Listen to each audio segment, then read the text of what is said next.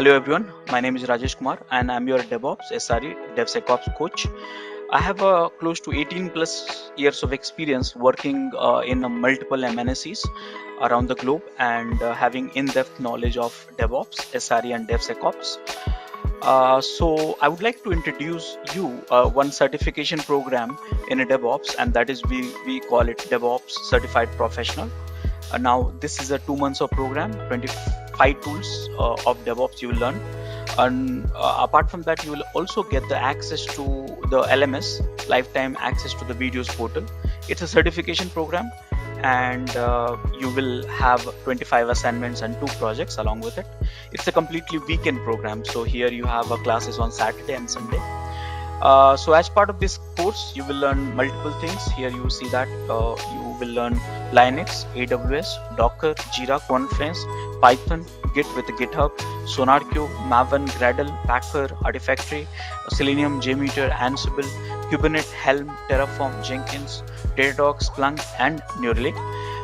Now, how do we, apply for this? So how can you reach out to us? So you have a WhatsApp number and email ID, so please reach out to us and we'll help you to onboard this program. Apart from this DevOps certified professional programs, we are offering other certifications as well in a DevSecOps, SRE, and one of the very comprehensive programs which we have is in Master in DevOps Engineering. Yeah, so feel free to get in touch with us and then enroll for it. Thank you. Now, if you say 0, 0, that means you know that no access. Now, if I say 4, that means read access to owner, read access to group, read access to this one. If you say 4, 0, 0, that means 4 means you are giving the owner only read access, group and other you are giving no access. If you say 755, that means you are giving the owner 755 means read, write, execute all together, but 5 means 4 plus 1, read and execute, and others read and execute. Are you understanding all of this, guys? Yes, sir. Yes, So Rajesh. this is something which you have to hardcore practice few more times. Now you'll say, Rajesh, how can I use this? Simple. Chmod. You want to give this file to permission to everyone. So chmod 755, and then file name. So let me do that. Where is my putty? Here is my putty. So chmod anaconda and then ls lrt. See here. I gave the permissions. Here you see, change the model. Earlier it was here. It's again here. So this way, file permission, directory permission is a lots of people I've seen stuck, even including myself, and you have to start checking. People have a right, I mean, process have a right permission or not. Is it failing because of permission issues and so on and stuff like that. So how do you practice it? So chmod, I must insist everyone, please practice it. These are some of the commands. Each one of you will have it. Please practice it. Again, you have many scenarios in Google. You can try it out. Any questions? Any doubts so far? Oops. Okay. So now next thing which I want you to understand, and that is return values from any commands. Okay, return values. Let me put it up, because what happens sometimes you don't know the return values, how to capture it, so you are not able to write you're not able to understand the the results of the command. Okay, so that is important.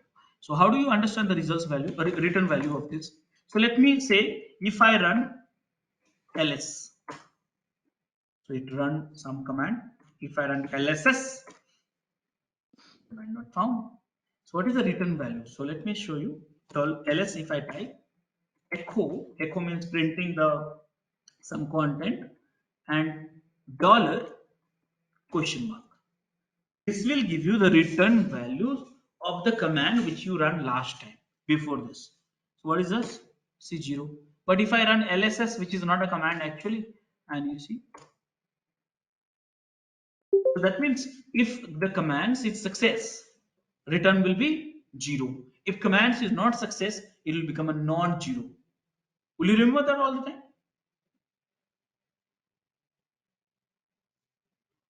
Yeah. Okay, so this is something you have to remember. Also, return value. Now, after this, once you got through all these basics commands of Linux, okay, you have to spend some time working with the admin commands also. So admin commands, which includes, let me show you,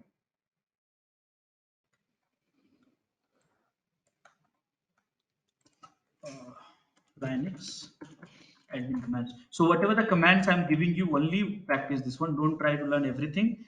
Else again, you feel frustrated and lost. So it's a complete strict direction, because I know what you are going to use on daily basis. So this is the admin commands which I have it. Some of the commands like soup, password, ulimit, umask, locate, od, and also few more commands are there which you have to practice it. Okay, so this is the admin commands which you have it. So now what we did, some of the stuff what we did is, first thing we understand what is Linux, then we understand how to what is a hypervisor, then we understand how to create a VM, then we understand how to log in the VM, and then we understood how to start working on it, some of the fundamental information and many commands. I gave you the reference for that, which you need to practice, and then admin commands and so on. Any questions so far, guys, all of you?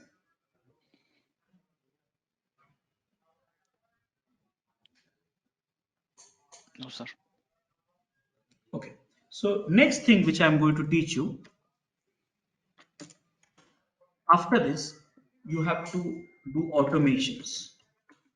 Okay. How do we automate in Linux? Automation means what? Because I told you very specifically, you are going to you are going to you are going to write a coding every places.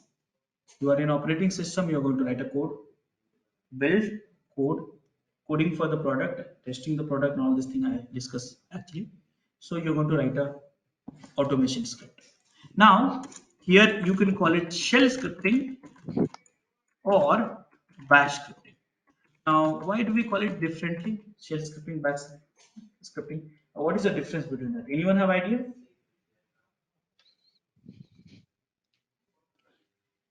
So shell scripting is basically scripting, no, which we do Yeah. on the Windows also, PowerShell, Mm-mm. and we execute.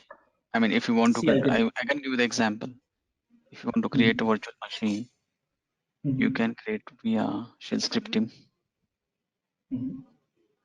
Yes. Okay. No, no, no. So I'll put it in this way. Okay. See, guys, there's a human. Okay. Understand this in a very simple way. There's a human. And let me show you the Linux architecture. That will be easy for you. Linux kernel, enter, image.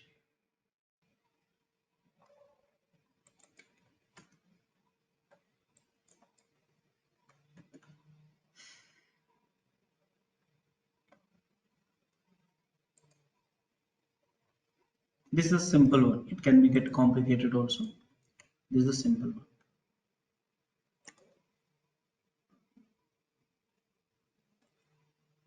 So now if you see that, this is the hardware layer. On top of that, you have a kernel. Kernel, the one which you see, is we call it operating system, also kernel.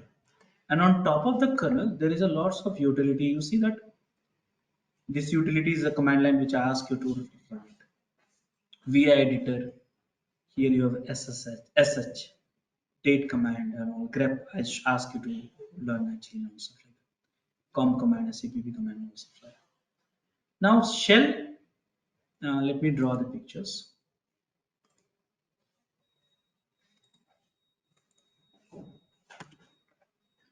Where's the snippet?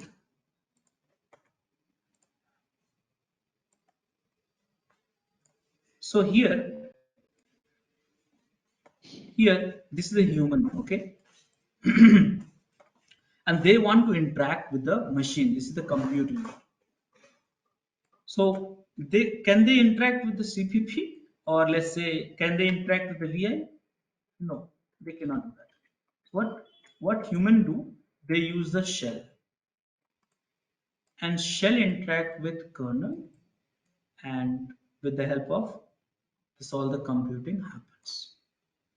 So this is a shell. So shell is needed for the human for interact with the compute.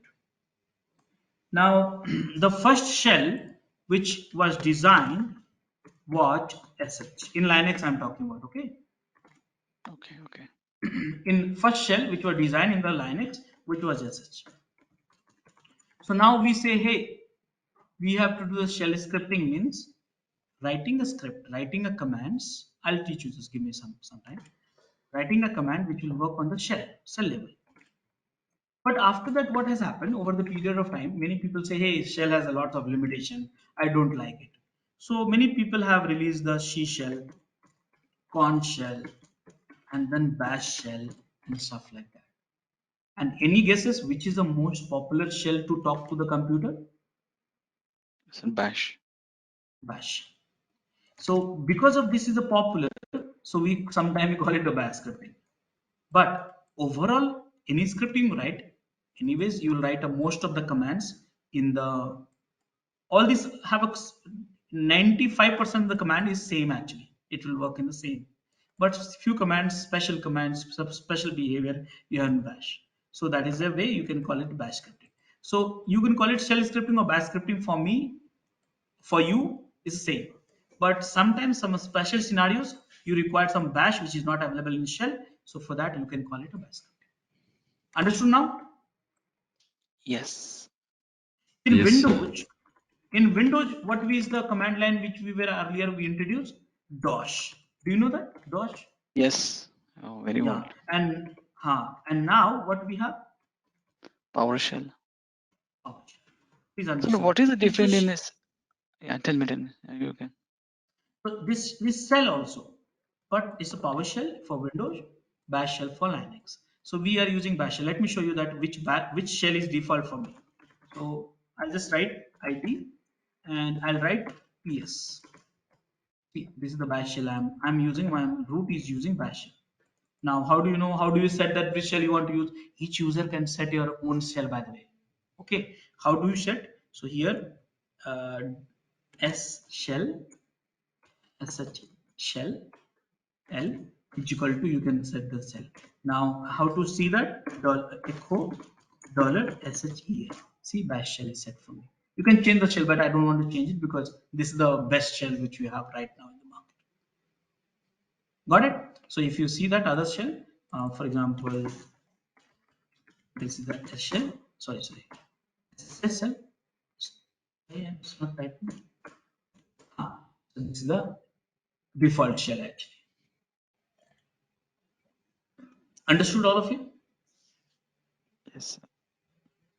Yeah. What was the question? Sir, that's PowerShell. There are two PowerShell actually. One is PowerShell and one is PowerShell IAC. Why they have two? I mean, whether it is the bit difference or ISC. so. Yeah, So this knowledge I'm not having it. So I would love to. on Windows actually. It is. Huh.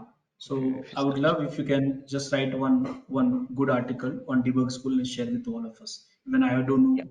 Apart from the PowerShell, do we have anything else also? So that also I'm not knowing. Actually, it's a Windows. I mean, I'll check it on it. Yeah. Okay. So any questions so far, guys? All of you? No, Rajesh. Okay. So now this is the part one. Now part two, I'm going to teach you how to write a bash scripting, how to write a bash or shell scripting, whatever you want to call it. That is a something.